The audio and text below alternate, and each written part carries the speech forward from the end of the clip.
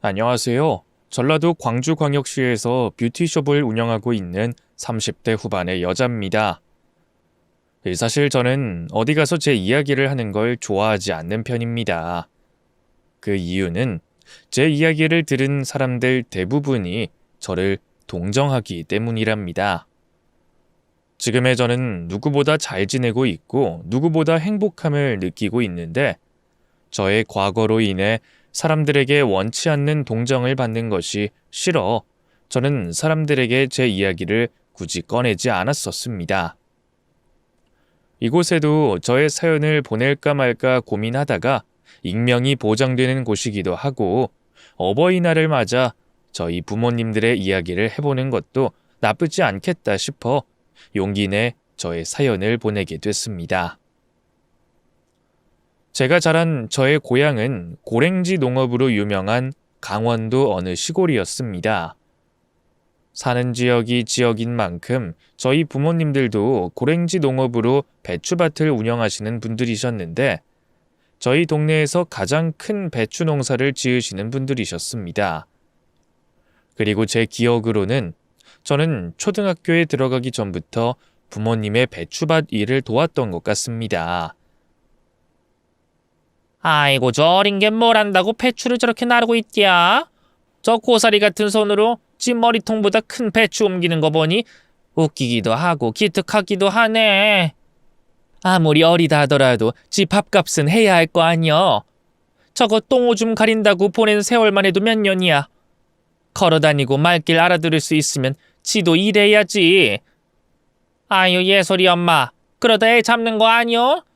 예솔이 해봐야 이제 7살이고 초등학교도 들어가기 전인데 밥값 하는 것도 좋지만 애 살살 다뤄. 그러다 큰일 나. 세상에 큰일 날 것도 없다. 부모가 자기 자식한테 밥값 하라고 밭일 좀 시키는 게 왜 큰일 날 일이야? 남의 일에 상관하지 말고 일이나 집중하셔. 7살 때부터 부모님의 배추 농사를 도왔던 저는 초등학교에 입학하고 나서도 하교 후 친구들이 자연스레 학원으로 달려가듯 저도 자연스레 부모님 배추밭으로 달려갔습니다. 그 이유는 제가 싫든 좋든 부모님의 일손을 도와야 했기 때문이었죠. 예솔이 너 오늘 뭐 한다고 늦게 왔어? 너 또 친구들이랑 논다고 늦게 왔지? 엄마가 학교 마치고 곧장 집으로 오라고 했어, 안 했어? 저 나이에 친구들이랑 놀고 그러다 보면 늦게 올 수도 있지. 예솔이 엄마 또 애 잡으려고 그러네. 저 어린 게 지도 얼마나 친구들이랑 놀고 싶겠어. 오는 길에 뭐라도 사 먹으라고 용돈 500원씩 주고 있었는데 그것도 뺏어야겠네. 저게 손에 돈이 있으니까 자꾸 새끼로 새는 거잖아. 예솔이 너 당장 가방 내려놓고 이리 와서 엄마 일 도와. 성인이 되기 전까지 학생들에게 제일 중요한 건 공부, 그리고 학교 생활이었지만 저에게 가장 중요한 것은 언제나 부모님의 농사 일이었습니다. 그런 저희 가족을 지켜보는 남들은 저를 딱하게 여기기도 하고 저희 부모님을 심술난 부모라고 욕하기도 했지만 저희 부모님은 아랑곳하지 않으셨고 오히려 제가 학교를 다니는 시간을 아까워하시기까지 했습니다. 예솔이 엄마, 우리나라 의무교육이 중학교까지 맞지? 고등학교부터는 다니든 말든 지 마음이지? 물어보니까 그렇다고 하네요. 예솔이 이제 중학교 입학했으니까 3년만 학교 다니면 되지 않을까 싶은데 그래도 고등학교까지는 가야 되나 싶기도 하네요. 나도 맘 같아서는 예솔이 저거 중학교까지만 보내고 싶은데 사람들 보는 눈이 있어서 그러지도 못하겠네. 괜히 고등학교 안 보냈다가 못된 부모라고 욕 얻어먹으면 어떡해. 저는 예솔이가 학교 다니는 시간이 너무 아깝게만 느껴져요. 학교에 저렇게 붙어있을 시간에 우리 밭에서 일 도우면 인건비 하나가 줄어드는 건데 저 짓을 최소 3년은 더 해야 된다니. 아휴. 저도 맘 같아서는 예솔이 고등학교고 나발이고 보내지 말고 배추 밭일만 시키고 싶네요. 진정해. 어쨌든 우리가 예솔이 부모잖아. 부모가 됐으면 남들 하는 만큼은 해줘야 우리도 욕 안 먹고 그 후에 예솔이 부려먹어도 마음껏 부려먹을 수 있지. 몇 년만 더 참아보자고. 부모님이 저를 학교에 보내는 시간을 아까워한다는 것을 매우 잘 알았던 저는 일부러 공부를 엄청 열심히 했습니다. 친구들 부모님들을 통해서 자식이 공부를 잘하면 부모님이 기뻐한다는 걸 깨달았기 때문에 제가 공부를 잘하면 저희 부모님들이 기뻐하시면서 저를 대학교까지 보내주지 않으실까라는 기대감 때문에 저는 시키지도 않은 공부를 정말 열심히 했었습니다. 엄마, 저 이번에 1등한 과목만 해도 4개나 돼요. 그것도 다 중요 과목이라 제가 반에서 1등이라고 봐도 무방할 정도예요. 그래? 네가 공부머리는 좀 있나 보구나. 잘했다. 근데 예솔아, 너 공부 그렇게 할 시간에 엄마 일이나 돕지 그러냐? 저 학생이잖아요. 학생이면 공부 잘해야 되는 거 아닌가요? 그리고 저 매일 배추밭 일 돕고 잠들기 전에 짬내서 공부한 건데 그 시간에 공부하는 것도 안 되는 거예요? 1등 좀 해왔다고 너 지금 엄마한테 말 대꾸 하는 거니? 너 주말에도 공부하려고 배추밭 일 대충 하고 책상 앞에 앉아 있잖아. 내가 몰라서 이러는 줄 알아? 주말이 온전히 네 시간이라고 생각하지 말고 주말에도 배추밭 일 도와. 부모님은 제가 반에서 1등을 하든 꼴등을 하든 관심이 없으셨고 오히려 제가 1등을 하는 것을 탐탁치 않아 했습니다. 공부할 시간에 부모님의 일을 도우라는 둥 여자가 공부 잘해서 어디다 써먹겠냐고 하시면서 제가 공포스러워할 만한 발언도 서슴지 않고 내뱉으셨습니다. 예솔이 너 쓸데없는 짓 그만해라. 반에서 1등을 하든 전국에서 1등을 하든 너는 고등학교 졸업하면 여기 남아서 우리 일 도와야 되는데 1등에서 어디다 쓰니? 네가 대학을 갈 거야? 유학을 갈 거야? 엄마, 저 성적 괜찮게 잘 나오면 대학 가고 싶은데 그러면 안 되나요? 제 성적 정도면 서울도 거뜬히 갈 수 있는데 저 갈 수만 있다면 서울에 있는 학교로 가고 싶어요. 너 진짜 간이 배 밖으로 튀어나왔구나. 서울은 무슨 서울이야? 엄마 말 못 들었어? 너는 여기 남아서 계속 배추밭 일 도와야 된다고. 어디 겁도 없이 부모를 떠나서 그 무서운 서울을 갈 생각해? 참말 말고 공부 때려치워. 네가 자꾸 공부하니까 딴 생각을 하는 거잖아. 부모님은 저의 공부를 방해하거나 어떻게든 저를 부모님 품에 벗어나지 못하게 했고 그럴 때마다 저희 집에서 일하시는 동네 아주머니들께서 저를 감싸주시면서 저 대신 엄마에게 화를 내주기도 하셨습니다. 아니 예솔이 엄마는 애가 반에서 1등하고 왔으면 잘했다고 칭찬은 해주지도 못할 망정 왜 공부했다고 뭐라고 해? 예솔이같이 얼굴도 예쁘고 공부도 잘하고 부모 말 잘 듣는 애가 세상에 또 어디 있다고 그려? 아유 그러게 말이야. 예솔이 엄마는 배가 불러 터져도 너무 불러 터졌어. 배추 농사 잘 되고 자식도 알아서 잘 크면 감사합니다 해야지. 욕심이 얼마나 많길래 엄한 애를 잡고 난리야? 예솔이 엄마는 전생에 나라를 구했나 보다. 저희 부모님 배추밭에서 일하시는 아주머니 대부분이 제가 어릴 때부터 저를 평생 봐오신 분들이셔서 그런 건지 부모님이 계시지 않을 땐 가끔 저에게 이런 말씀까지 해주셨습니다.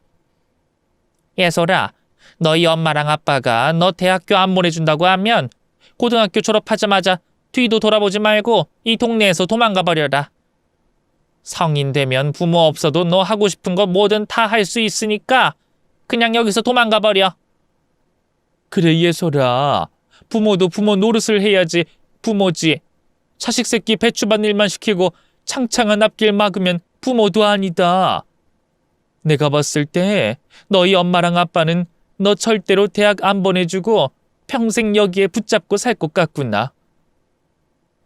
아줌마들이 원래 남의 집 일에 참견 잘 안 하는데 예솔이 너는 우리 딸 같기도 하고 너무 안타까워서 하는 말이니까 우리 말 흘려듣지 말고 너 여기서 벗어날 준비 틈틈이 해. 알겠니? 중학교 때까지만 해도 부모님이 저를 부려먹는 것에 대해 심각성을 느끼지 못했고 부모님의 일을 돕는 건 자식으로서 당연히 해야 할 도리라고 생각을 했었습니다. 하지만 고등학교에 들어가고 난 후 저는 저희 부모님이 제게 하시는 모든 행동들이 부모로서 해서는 안 될 행동이라는 것을 깨달았고, 그때부터 저는 부모님 손에서 벗어나려 안간힘을 썼습니다. 엄마, 선생님이 제 성적이면 수능 안 보고 수시로도 충분히 서울에 갈 수 있다고 하셨어요. 그래서 저 수시로 대학 갈 생각인데 저 대학 보내주실 거죠? 너 귀머거리야? 아니면 기억상실증이라도 걸렸어? 내가 몇 번이나 말했잖아. 네 인생에 대학 같은 건 없다고. 네가 있어야 할 곳은 여기라고. 내가 몇 번이나 더 말을 해줘야 돼? 엄마, 저는 대학 가고 싶고 저도 다른 애들처럼 마음 편히 공부하고 싶어요. 솔직히 여기는 제가 없어도 되는 곳 아닌가요? 저 없어도 엄마 밭일 도울 일손은 수두룩한데 왜 꼭 제가 있어야 된다는 거예요? 야, 내가 너 먹여줘, 입혀줘, 키워줘. 거기에만 들어간 돈이 얼만데 그래? 내가 너한테 쓴 돈 생각하면 너 적어도 여기에 20년은 더 썩어야 돼. 내가 너한테 쓴 돈 어떻게 갚을 건데? 대학 가면 오히려 돈을 더 써야 된다는 건데 나 너한테 더 이상 돈 같은 거 쓰기 싫다. 대학교만 보내주시면 등록금 같은 건 제가 알아서 할게요. 그러니까 제발 저 대학교 갈 수 있게 허락만 해주세요. 네? 안 된다고 몇 번이나 말해. 그리고 니까짓 게 무슨 능력이 있다고 그 비싼 대학 등록금을 마련한다는 거야? 그때 가서 또 나한테 손 벌릴 생각인 건 내가 몰라서 그래? 고등학생 때쯤엔 저도 알 건 다 아는 그런 나이였기 때문에 저만 보면 돈 타령하시는 부모님을 더 이상 가만히 두고 볼 수만은 없었습니다. 저도 알 건 다 알고 더 이상은 참지 않겠다는 것을 보여주고 싶었습니다. 저한테 들어간 돈이 얼마나 되시는데요?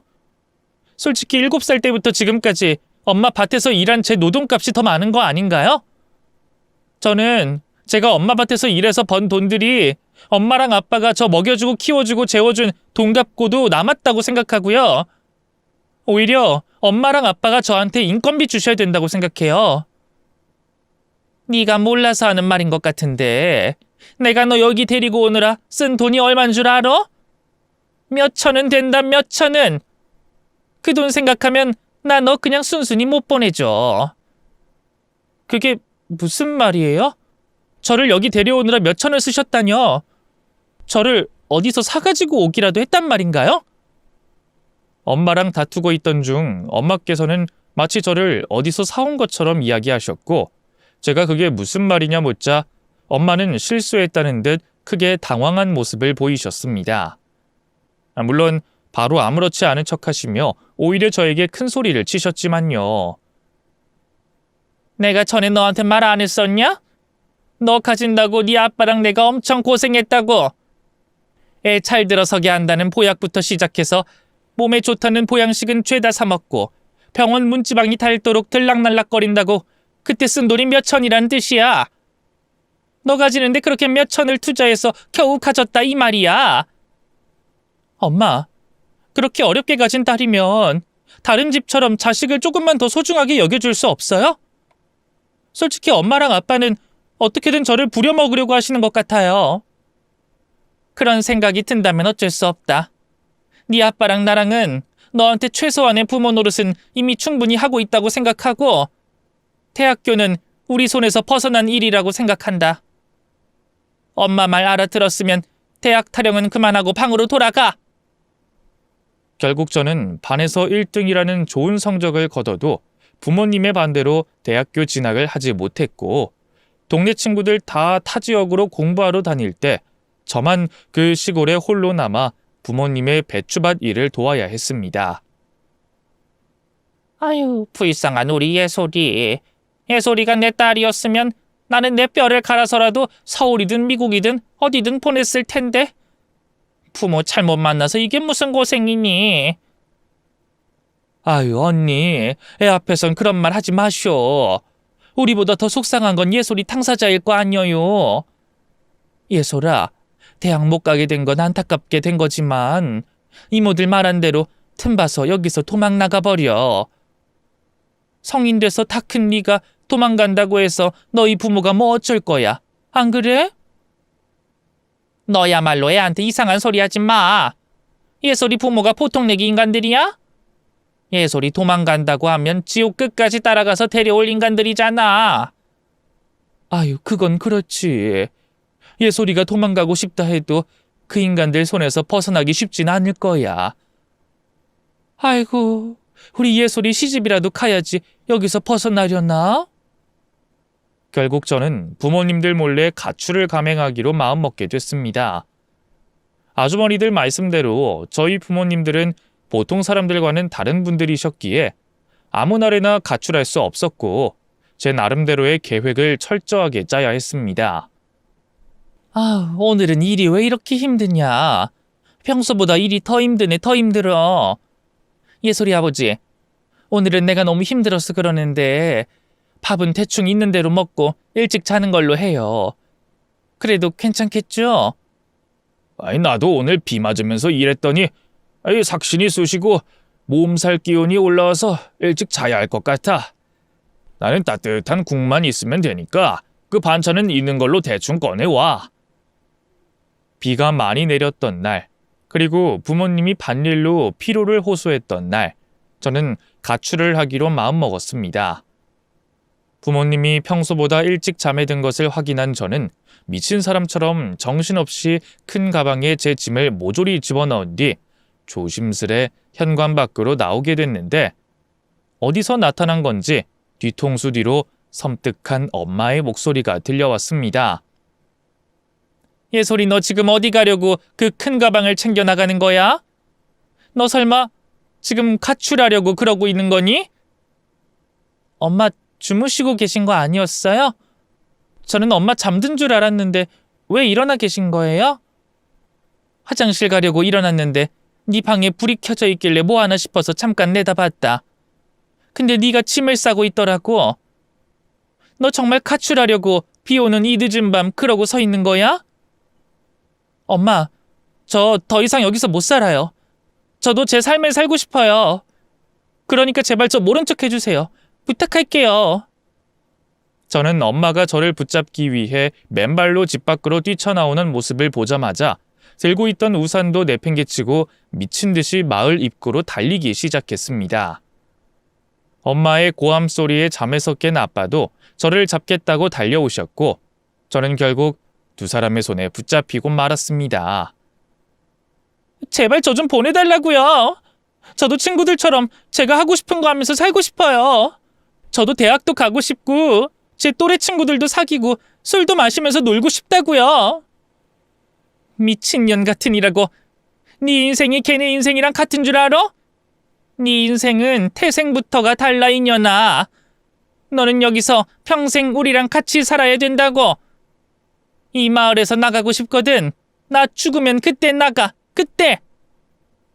엄마랑 아빠는 제가 이렇게 사는 게 불쌍하지도 않으세요? 7살 뭣도 모를 때부터 배추밭에서 일하면서 자랐는데 이제는 그만하고 저 놓아주실 때도 됐잖아요. 다른 부모는 자식이 행복하기만을 바란다는데 엄마랑 아빠는 왜 저를 못 잡아둬서 안달이시냐고요. 너 내 새끼잖아. 너 내 거잖아. 그러니까 아무데도 못 보내. 아무데도 못 보낸다고. 내가 너를 놓아줄 때까지 너는 죽이 되든 밥이 되든 여기 있어야 돼. 내가 너 묶어둬서라도 여기 잡아둘 거니까 그렇게 알아. 결국 부모님 손에 잡힌 저는 다시 집으로 돌아가야 했지만 저는 그날 이후부터 부모님의 배추밭 일을 돕지 않았습니다. 부모님은 당장이라도 저를 배추밭으로 끌고 갈 기세였지만 저는 방에 틀어박혀 한 발자국도 움직이지 않았죠. 그렇게 지내길 며칠 흘렀을 때 저희 집으로 일을 하러 온 아주머니 두 분의 대화 내용을 우연히 엿듣게 됐습니다. 예솔이 아직도 방에서 안 나오고 그러고 있어? 아휴, 예솔이만 생각하면 내가 너무 마음이 안 좋아. 예솔이가 가출하겠다고 동네 뒤집었던 날 맘 같아서는 내가 예솔이 엄마 아빠 붙잡고 예솔이 보내주고 싶더라니까. 애가 안 돼도 너무 안 됐어. 아, 설아, 예솔이 엄마 아빠가 예솔이 데리고 온다고 쓴 돈이 얼만데? 대충 들어보니까 1억은 되는 것 같던데? 짠순이 중에 짠순이인 예솔이 엄마가 1억이나 써서 예솔이 데리고 왔는데 예솔이를 쉽게 보내려고 하겠어?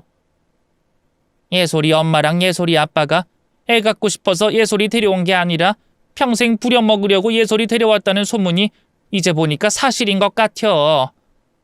아무리 내 배 아파 낳은 자식이 아니라지만 그래도 부모가 됐으면 저렇게까진 못할 텐데 말이야.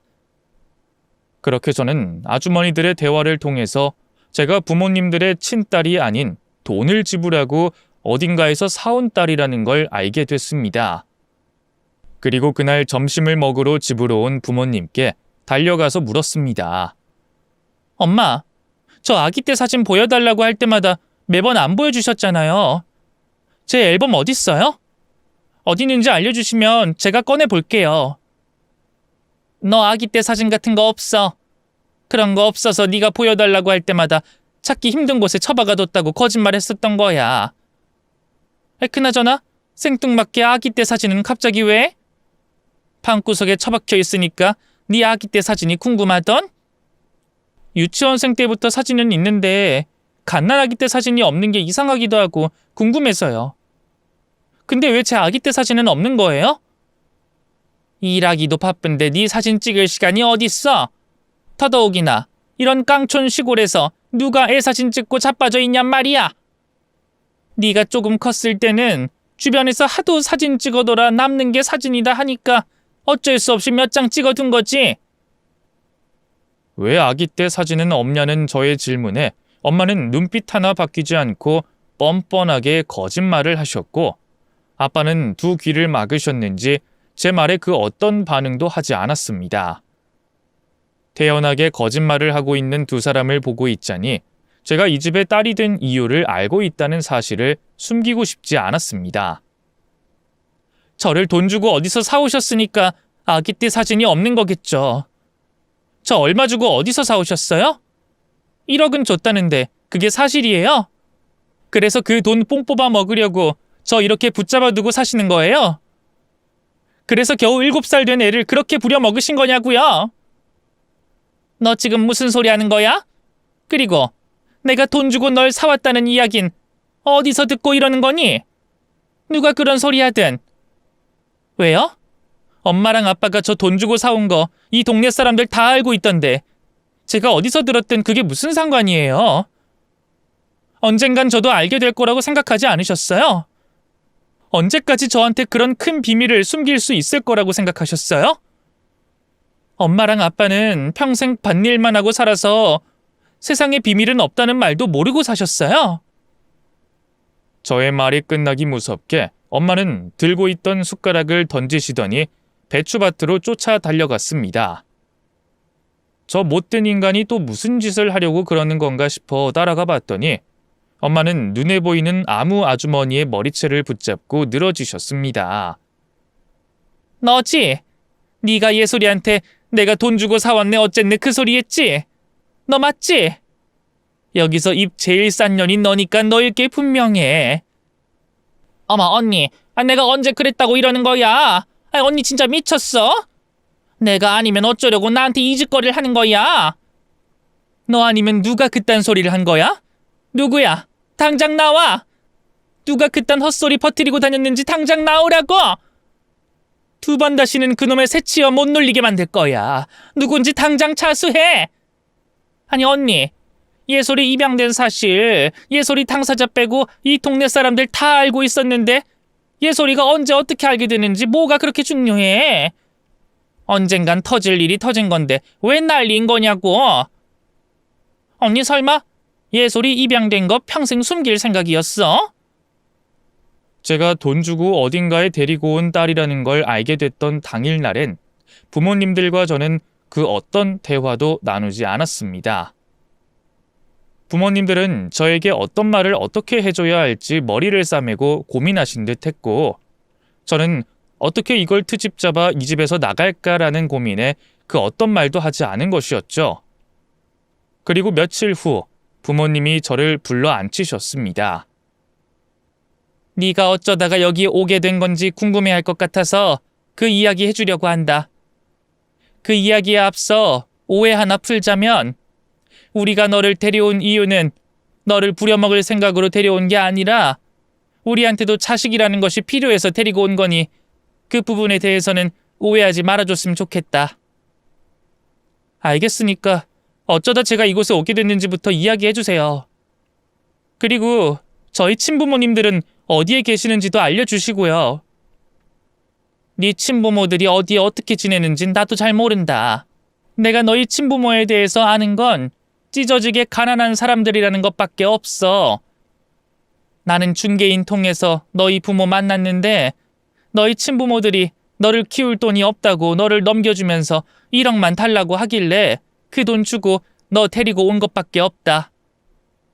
너 데려오면서 혹시라도 딸이 보고 싶으면 연락하라고 연락처도 줬는데 아직까지 연락 온 건 없더구나. 엄마가 제게 들려준 제 입양된 과정을 들으면서 크게 충격을 받긴 했지만 이 말을 곧이곧대로 믿어도 되나라는 의구심이 들기도 했습니다. 왜냐면 제 양부모님들이라면 충분히 저에게 거짓말하고도 남을 분들이셨기 때문이었죠.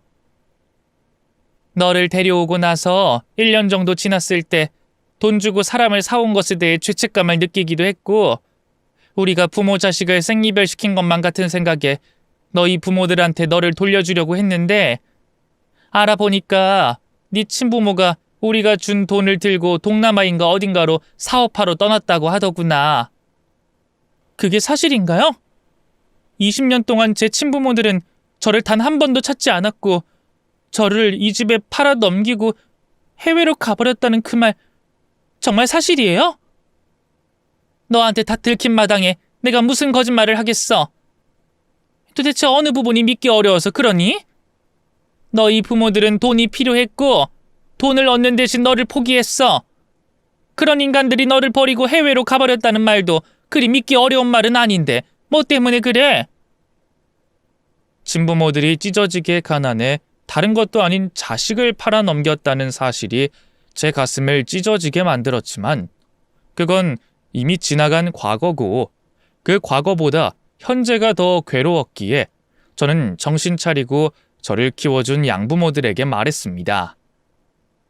제가 이 집의 친딸이 아니라는 사실을 알게 된 이상 저는 여기에 더 이상 살 수 없어요. 엄마랑 아빠가 제 친부모라고 해도 여기서 살기가 힘든데 제 친부모가 아니라는 걸 알고 어떻게 여기서 더 살겠어요? 예솔아, 낳은 정보다 키운 정이라는 말 너 몰라서 그러니? 네가 아무리 우리를 미워해도 우리는 네 부모가 맞아. 법적으로도 너는 내 자식이라고. 서류상으로만 부모 자식이지 엄마는 저를 엄마 자식이라 생각한 적 단 한 번도 없잖아요. 다 필요 없고 7살 때부터 지금까지 제가 이 집에서 일한 돈 계산해서 주세요. 저 그 돈 받고 이 집에서 나갈 거고 만약에 저한테 돈 안 주신다 하면 경찰에 인신매매로 2분 신고할 생각이니 그렇게 아시고요. 어떤 이유로 저를 데리고 왔든 양부모들은 인신매매를 한 것이 틀림없으니 저는 그것을 약점을 잡고 양부모들에게 그동안 제가 일한 노동값을 받아냈습니다. 자그마치 5천이라는 돈을 받아든 저는 그제야 그곳에서 탈출할 수 있었고 저는 바로 학원을 다니면서 기술을 배운 다음 시내에 작은 뷰티숍을 차렸습니다. 네가 시내에 가게 차렸다고 하길래 어떻게 하고 있나 궁금해서 보러 왔다. 손님은 좀 있니? 일은 할만하고? 엄마가 도와줄 일은 없어? 엄마가 걱정 안 해도 될 정도로 장사 잘 되고 있으니까 구경 다 하셨으면 이만 돌아가 보세요. 그리고 불편해서 그러는데 웬만하면 찾아오지도 마시고요. 너는 엄마한테 왜 그렇게 매정하게 말을 하는 거니? 솔직히 이 가게 내 돈으로 차린 가게 아니야? 그런 거라면 나도 여기 올 권리가 있다고 생각하는데. 양부모님들은 어떻게 소문을 들은 건지 제가 차린 뷰티숍에 종종 찾아오셨는데 찾아올 때마다 조용히 왔다 가는 경우가 없었습니다. 손님이 있는데도 이상한 헛소리를 해대거나 자기도 관리를 받겠다며 진상 부리기까지 했었죠. 그뿐만이 아니었습니다. 너 한 달에 얼마 벌어? 들어보니까 네 가게 손님이 꽤 많아서 한 달에 적어도 1,000만 원은 번다고 하던데 그게 사실이야? 1,000만 원은 무슨 1,000만 원이에요. 저 혼자서 하는 가게라 손님 그렇게 많이 받지도 못하는데요. 그리고 엄마는 제 매출에 뭐가 그렇게 관심이 많으세요? 나는 네가 버는 돈의 반을 내가 가져갔으면 하는데 넌 어떻게 생각하냐? 어쨌든 이 가게 내 돈으로 차린 거면 내가 그 돈은 회수해 가야 되지 않겠어? 엄마 진짜 저한테 경찰에 신고당하고 싶으셔서 이러시는 거예요? 제가 엄마랑 아빠 인신매매로 경찰에 신고 못할 것 같아요. 거기다 7살 난 애한테 노동 착취한 것까지 모조리 신고당하고 싶으세요? 제가 지금 가만히 있는 건 그간 함께 살아온 정 때문이에요.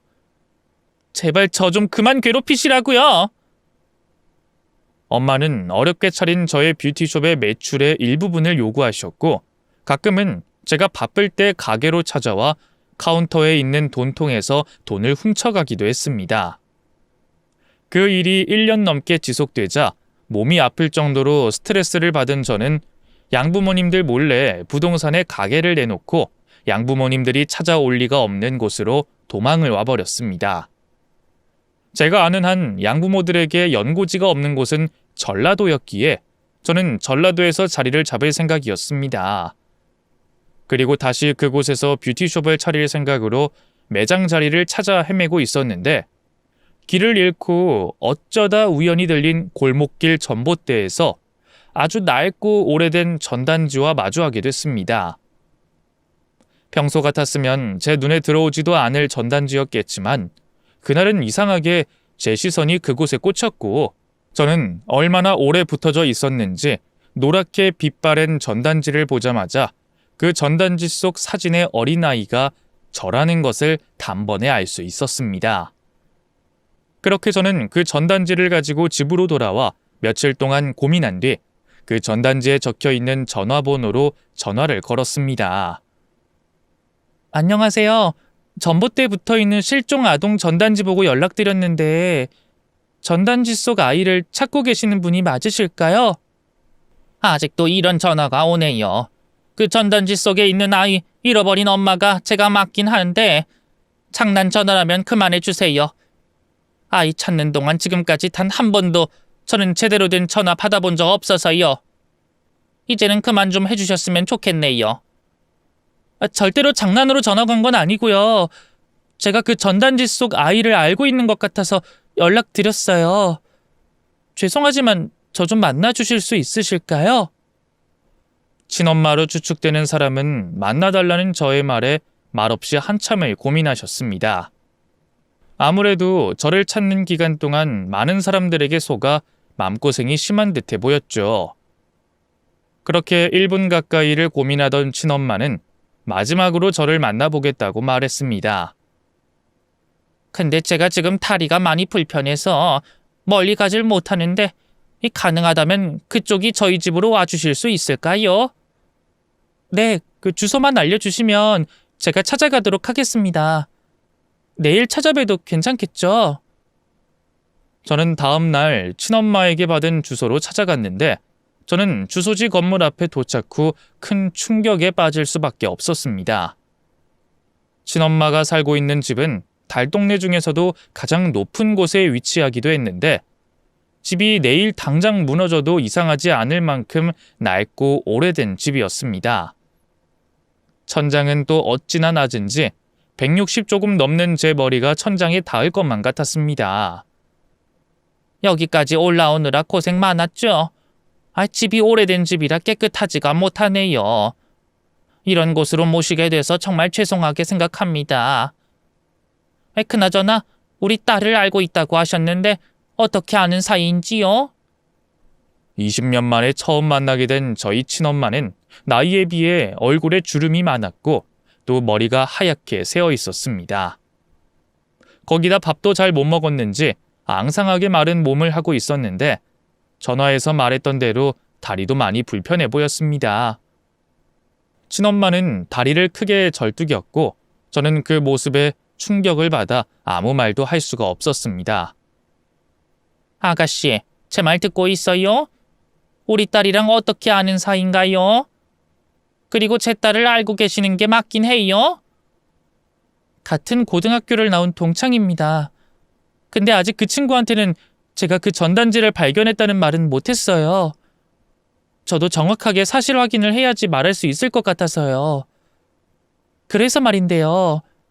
어쩌다 딸을 잃어버리게 된 건지 말씀해 주실 수 있을까요? 양부모에게서 제가 입양된 과정을 듣긴 했지만 친부모님들이 전단지를 붙일 만큼 저를 간절히 찾고 있는 거라면 그 이야기는 분명 거짓말일 게 틀림없었습니다. 그 아이를 낳을 당시 우리 집이 아주 가난했어요. 단칸방 구할 돈도 없이 가난했어서 출생신고도 못했고 이대로는 안 되겠다 싶어서 딸아이라도 살릴 마음에 부잣집에 입양 보내기로 결심한 거였어요. 부잣집에 입양 보내겠다고 결심하셨으면서 왜 갑자기 전단지를 붙여서 딸을 찾기 시작한 건가요? 그것도 실종 아동인 것처럼 붙여놓으셨던데요. 아이를 좋은 곳으로 입양해준다는 중개인을 만났어요. 의사 집안에 아주 잘 사는 집으로 아이를 입양 보내주겠다고 하더라고요. 그래서 빚을 내서 중개 수수료를 중개인에게 건넨 후에 딸아이를 보냈는데 아이를 보내자마자 너무 후회스러운 거예요. 아이를 중개인 품에 안겨주고 뒤돌아서자마자 아이 아빠도 저와 같은 마음인 걸 알고 다시 아이를 붙잡으러 가려던 순간 남편이랑 제가 트럭에 부딪혀 교통사고가 났어요. 친엄마는 그때의 일을 다시 회상하는 것이 힘든 듯 끔찍하다는 표정을 지어 보였습니다. 그날 아이 아빠는 그 사고로 세상을 떠났고 저는 혼수 상태에 빠지게 됐어요. 제가 깨어났을 땐 이미 한 달이라는 시간이 흘러 있었고 중개인은 연락처를 바꾸고 사라진 지 오래더라고요. 그래서 그때부터 저 혼자 아이를 찾기 시작했어요. 전단지를 붙여두면 제 아이를 아는 사람 중 한 명이라도 연락을 주지 않을까 싶어서 전단지를 붙인 건데 쉽지 않더라고요. 경찰에 신고하시지 그러셨어요. 경찰에라도 신고했으면 그 중개인을 찾을 수 있었을지도 모르는데요. 제가 한 짓이 인신매매라고 하더라고요. 제가 경찰에 잡혀가게 되면 아이를 영영 찾을 수 없을 것 같아서 경찰에는 신고하지 못했어요. 말을 끝낸 친엄마는 갑자기 큰 소리를 내며 오열하셨고 죄인처럼 자신의 가슴을 내리치며 오열하는 친엄마를 보고 결국 저도 눈물이 터지고 말았습니다. 저도 친엄마를 따라 울자 친엄마가 갑자기 눈물을 뚝 하고 멈추시더니 저를 뚫어져라 바라보셨습니다. 아가씨가 설마 내 딸이에요? 긴가민가 했는데 아가씨 우는 모습 보니까 죽은 우리 남편이랑 너무 닮은 것 같아서요. 속여서 죄송해요.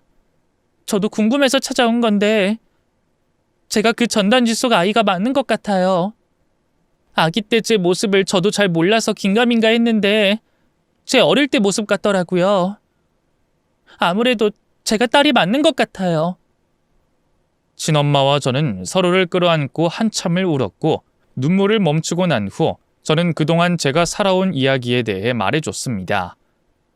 친엄마는 제가 살아온 이야기를 듣고 난 후 더 큰 소리를 내며 통곡하셨습니다. 그 중개인이 분명 의사 집안에 입양 보내준다고 했었어. 나는 그 말 하나만 믿고 너를 보낸 건데 그런 몹쓸 집에 입양 갈 줄 알았으면 같이 굶어 죽더라도 너를 데리고 있었을 텐데. 아유, 정말 미안하다 아가야. 아니에요. 엄마도 모르고 그러셨을 텐데요. 그나저나 저 때문에 아빠가 돌아가셔서 어떡해요. 엄마 혼자서 많이 힘드셨죠. 왜 너 때문이야? 네 아빠 죽은 건 너 때문이 아니라 다 우리 잘못이다. 나는 아무리 찾아다녀도 너를 찾을 수 없길래 나는 내가 찾지 못하는 좋은 곳에서 살고 있는 줄만 알았어. 근데 그게 아니라 시골 구석에 잡혀 있어서 찾지 못한 거라니. 정말 억울하구나. 엄마는 저희 가족에게 일어난 모든 일들이 다 본인의 탓이라고 자책하셨지만 저는 절대 그 모든 것이 엄마의 탓이 아니라고 생각했습니다. 가난했던 저희 가족들에게 어쩔 수 없이 찾아온 불행 정도라고 생각을 했었죠. 그리고 지금이라도 더 늦기 전에 엄마를 찾을 수 있게 돼 얼마나 다행인지 몰랐습니다. 근데 다리는 왜 이러시는 거예요? 그때 교통사고 나고 치료 못 받으신 거예요? 내가 치료받을 돈이 어디 있었겠니? 너 찾는다고 전단지 만드는 것도 돈 빌려서 만들었는데 다리 치료할 생각은 꿈도 못 꿨지. 그래도 치료는 받으셨어야죠. 지금이라도 제가 치료받을 수 있게 도와드릴 테니까 저랑 같이 병원 가요. 언제까지 이러고 지낼 순 없잖아요.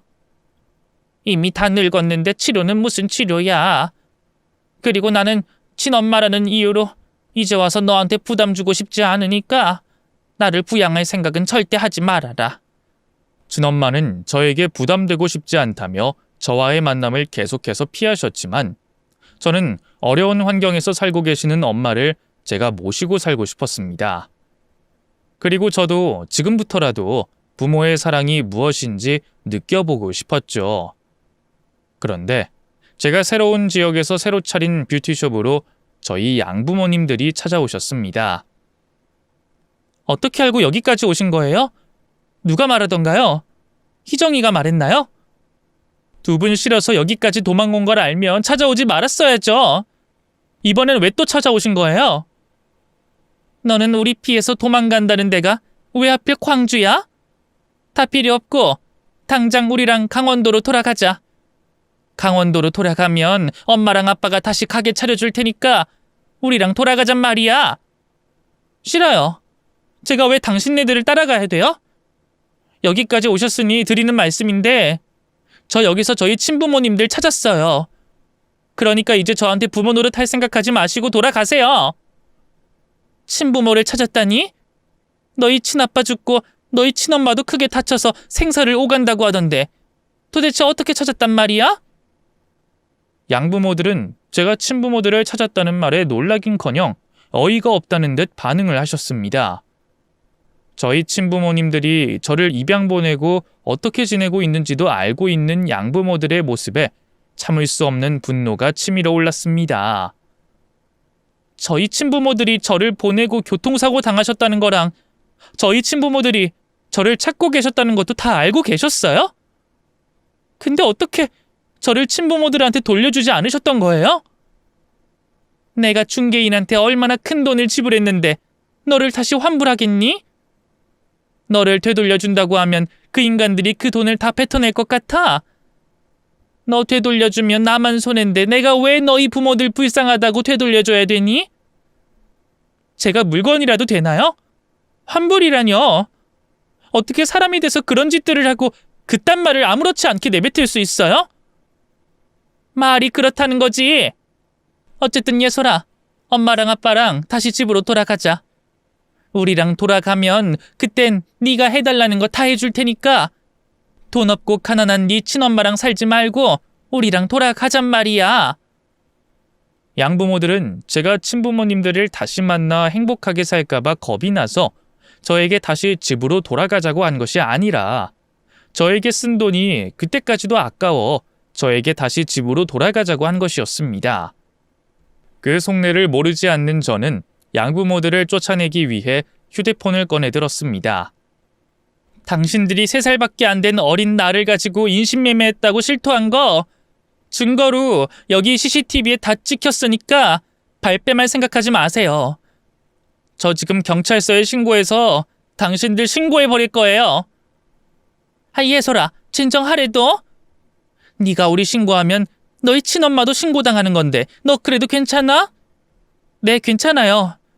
제가 볼 땐 지금까지 저를 찾는 걸 포기하지 않은 저희 친어머니는 벌을 받아도 당신들보단 적게 받을 것 같거든요. 아마 두 사람은 최소 징역은 살다 나올 것 같은데 그래도 괜찮나요? 제가 112 버튼을 누르자 그 모습을 보고 기겁한 양부모들은 뒷공문이 빠지게 도망가셨고 그날 이후 지금까지 그 어떤 연락을 주지 않고 있습니다. 그 이후 저는 친엄마를 저희 집으로 모시고 내려왔고 다친 다리를 치료할 수 있도록 병원에도 꾸준히 모시고 다니고 있습니다. 처음엔 엄마는 죄책감 때문에 저와 지내는 것을 불편해하셨지만 친엄마를 만나 행복해하는 저를 보고는 마음을 다잡으시고 남은 생 동안 저를 위해 사시겠다고 말씀해 주셨습니다. 그리고 저는 법적으로도 양부모들의 자식으로 남아있기 싫어 파양 준비하고 있었는데 그 소식을 들은 동네 친한 아주머니께서 제게 전화를 주셨습니다. 예솔아, 순자 이모야. 네가 파양 준비하고 있다고 해서 우리 아들한테 네 연락처 좀 알아내달라고 부탁했어. 그리고 친엄마 찾아서 잘 지내고 있다면서? 네, 저 친부모님들 찾아서 지금 같이 살고 있어요. 그나저나 어떤 일 때문에 그러세요? 저 파양 신청하는 거 도와주시려고 그러시는 거예요? 예솔아, 네가 뭐 때문에 파양 신청하려는 건지 아줌마도 이해하는데 꼭 파양 신청을 해야겠니? 아니, 너희 양부모들 정말 못된 사람인 건 맞지만 재산이 좀 많아야지. 그 인간들 짠순이 짠돌이 부부라 1년에 돈을 몇 억씩 벌어들여도 안 쓰고 저축만 하는 거 너도 알고 있지? 그 인간들한테 자식이라고 해봐야 너밖에 없는데 그렇게 되면 그 인간들 죽고 나오는 돈 다 네 돈이라는 뜻 아니겠니? 너 억울해서라도 그 돈 챙겨야 되지 않겠어? 단 한순간도 양부모들과 엮이기 싫어 파양 절차를 밟으려고 했던 것인데 친한 동네 아주머니의 말을 듣고 보니 파양 신청을 하는 것이 오히려 저에게 손해라는 생각이 들었습니다. 수십억, 아니 어쩌면 수백억을 모아뒀을지도 모르는 양부모들에게 자식이라고는 오직 저뿐이었기에 동네 아주머니 말씀대로 양부모들의 돈은 곧 제 돈이 되는 것이었습니다. 그런데 지금 제가 화가 난다는 이유로 파양을 해버리게 되면 그 돈은 제가 받을 수 없는 돈이 되기에 저는 파양 신청하는 것을 취소하기로 했습니다. 다행히 양부모 쪽에서도 저를 파양할 생각이 없는지 아니면 그 과정이 무서운 건지 아직까지 파양 이야기를 꺼내지 않고 있습니다. 저는 앞으로 저희 친엄마와 함께 과거의 아픔이 잊혀질 정도로 행복하게 잘 살 생각입니다. 그리고 그동안 살아온 제 삶이 억울해서라도 저는 양부모들의 재산을 받아낼 수 있도록 할 것이랍니다. 그 인간들도 일말의 양심이라는 것이 있다면 저를 파양하지 않고 저를 끝까지 자식으로 안고 가야 된다고 생각합니다. 부디 앞으로는 엄마와 저에게 가슴 아픈 일이 일어나지 않길 바라며 잘 살아보도록 하겠습니다. 감사합니다.